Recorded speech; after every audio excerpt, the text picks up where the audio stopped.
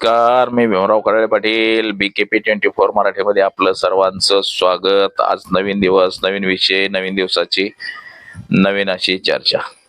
आज चर्चा घेऊन आलोय म्हणजे शेतकऱ्याची चर्चा घेऊन आलोय की शेतकऱ्याच्या पिकाला बाजारभाव नाही.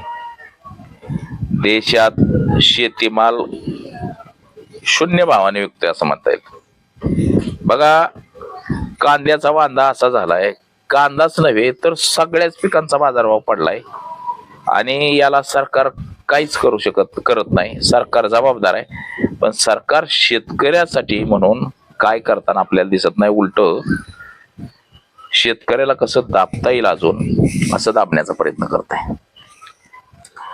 कांदा अक्षरशः 50 पैसे किलोने, 1 रुपया किलोने विकतोय. काय ठिकाणी तर कांद्याची बोलीच लागत नाही आणि तरी सुद्धा बाजारात कांदा 30 रुपये किलोने विकतोय, 20 रुपये किलोने विकतोय. कोण विकतोय? हे व्यापारी विकतायत, दलाल विकतायत. म्हणजे रुपये किलोने कांदा आणतायत, 30 रुपये किलोने विकतात. म्हणजे ग्राहकांचा सुद्धा फायदा नाही. 2 रुपये जर कांद्याचा दर वाढला ना, 20 रुपयावर कांदा जर गेला ना, तर मुंबई पुण्याची लोक, शहरी भागातले लोक ठोठो बोंबालतात आणि सरकार कांद्याचा बाजारभाव पाडण्यासाठी लगे पळत जाते. देशात नरेंद्र आणि राज्यात देवेंद्रचं सरकार आहे, तरी सुद्धा शेतकऱ्याला काहीही नाही भेटत. अक्षरशः कांदा बाजारात नेल्यावरती 1 रुपया सुद्धा हातात येत नाही, अशी परिस्थिती सध्या शेतकऱ्याची झालेली आहे. हे नुसतं टिमकी वाजवणारं सरकार आहे की आम्ही शेतकऱ्याच्या बाजूचं, परंतु काही नाही, कोणी शेतकऱ्याच्या बाजून नाही, काय नाही. तर याच विषयाची आज चर्चा घेऊन आलो. तर चला, सर्वप्रथम आपण जर चॅनल सबस्क्राईब केला नसेल तर चॅनल सबस्क्राईब करावा ही सर्वांना विनंती आणि चला चर्चेला सुरुवात करूया. देशभर कांदा पिकाचा हाहाकार चाललाय कांद्यावर.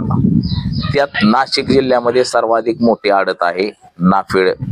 नाशिक मध्ये कांदा उत्पादन सुद्धा सगळ्यात मोठ्या प्रमाणामध्ये आहे. आता त्याच नाशिक मध्ये कांदा नकोसा झालाय.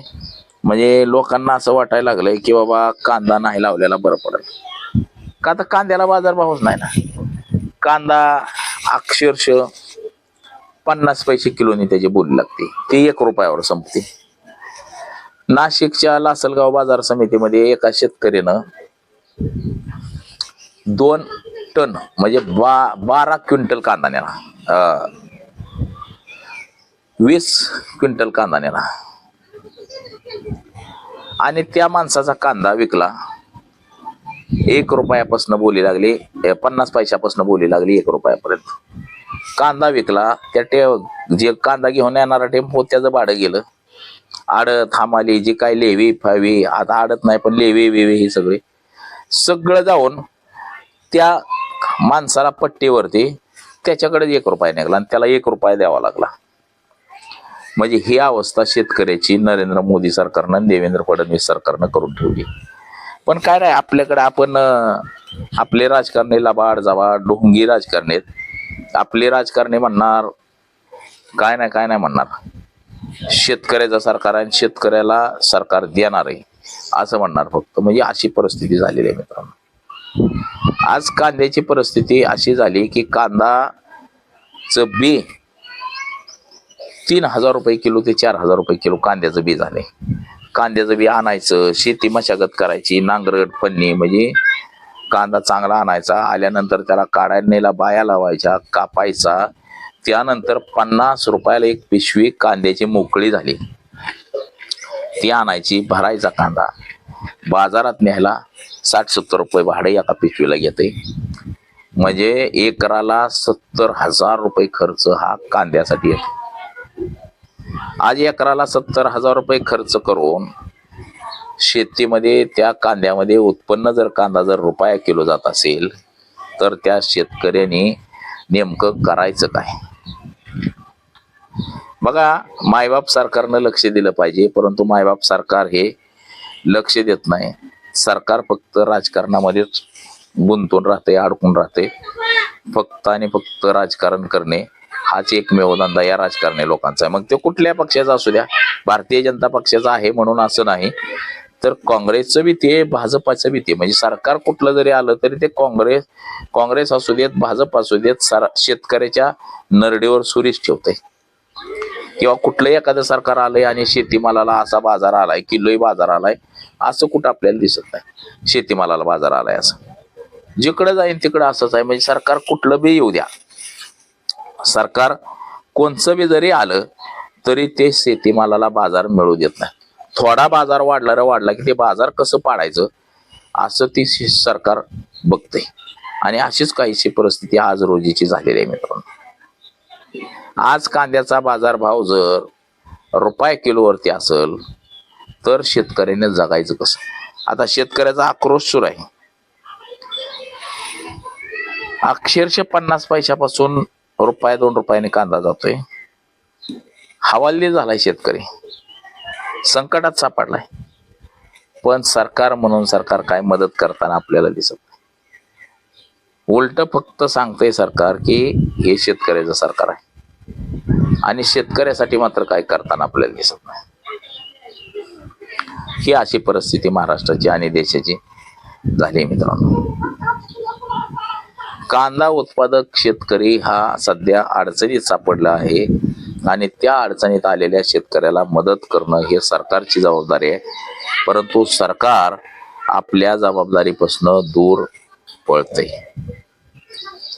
एकराला 70-75 हजार खर्च येणाऱ्या कांद्याला आज पैकीच्या पैकी म्हणजे 100% नुकसान हे शेतकऱ्याचं होताना आपल्याला दिसते.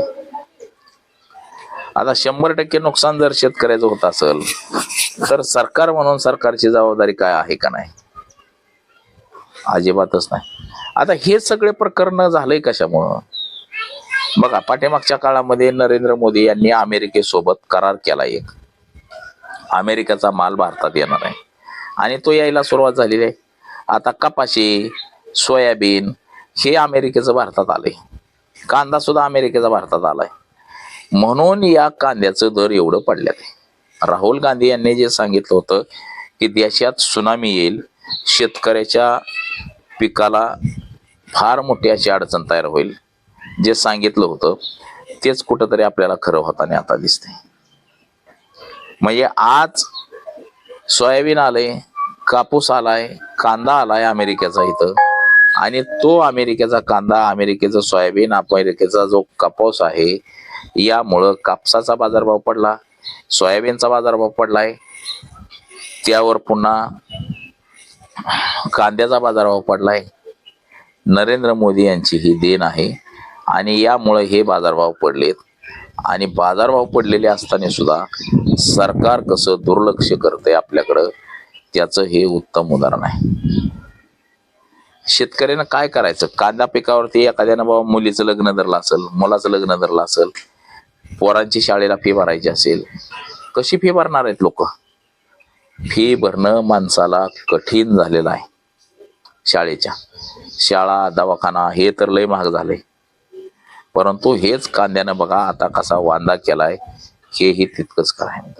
तर आज एवढंच. माझा सहकारी कॅमेरामन अनिकेत सबे, विवराव कडाळ पाटील, BKP 24 मराठी, इंदापूर, पुणे.